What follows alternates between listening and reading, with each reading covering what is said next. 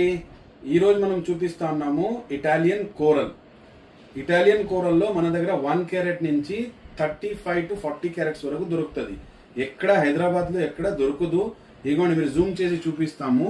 ఇది చూడండి, ఈ సైజ్ వచ్చేసి 1 క్యారెట్ చేంజ్, 1 క్యారెట్ అప్రాక్సిమేట్. ఈ సైజ్ చూడండి అండ్ ఈ సైజ్ చూడండి, సైజ్ 36 క్యారెట్.